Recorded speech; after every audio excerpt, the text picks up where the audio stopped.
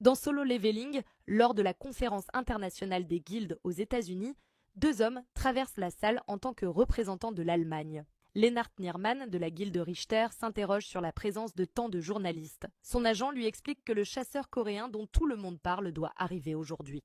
Quand on parle du loup, dit-il, se demandant s'il devrait aller à sa rencontre. Lennart répond qu'il n'y a aucun mal à faire connaissance avec un chasseur puissant.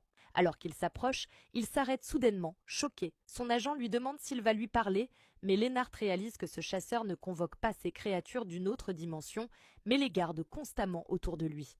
Il remarque même qu'avec un tel nombre, il pourrait faire la guerre aux États-Unis. En regardant les alentours, Gino demande à Jin s'il reconnaît quelqu'un. Jin répond que non, mais qu'un étranger le fixe. Gino le rassure en lui disant que son nom est partout dans les actualités, donc il est normal qu'il ait des fans qui voudraient peut-être un autographe. Gino demande ensuite à Woo Jin-chul pourquoi il est là, et ce dernier répond qu'il est là en tant que garde du corps de Jin. Jin-ho le taquine à ce sujet, tandis que Jin-chul reste impassible. Jin pense avoir repéré ses escortes. Adam salue Jin et ses compagnons, mais Jin s'interroge sur la présence de Monsieur White, qu'il croyait en poste à la branche asiatique du bureau des chasseurs.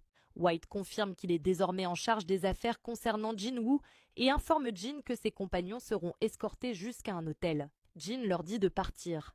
Adam demande alors à Jin s'il peut les accompagner, cela pousse Jin à demander si cela concerne son père. Adam répond que c'est quelque chose qui sera certainement bénéfique pour lui, assurant que le bureau des chasseurs américains le tient en haute estime. Jin demande si le sujet est top secret et Adam confirme que certains points le sont. Il demande ensuite où ils se rendent et on lui répond qu'ils se dirigent vers le siège du bureau des chasseurs. Adam explique qu'ils sont sous pression, Christopher Reed, l'un des piliers de la puissance américaine, est mort et ils cherchent désespérément à combler ce vide. Sa mort n'est pas encore publique, mais ils feront tout pour trouver un chasseur capable de le remplacer. Et je suis l'un de vos candidats demande Jin. Adam explique que la valeur d'une pierre runique est proportionnelle à la puissance du monstre.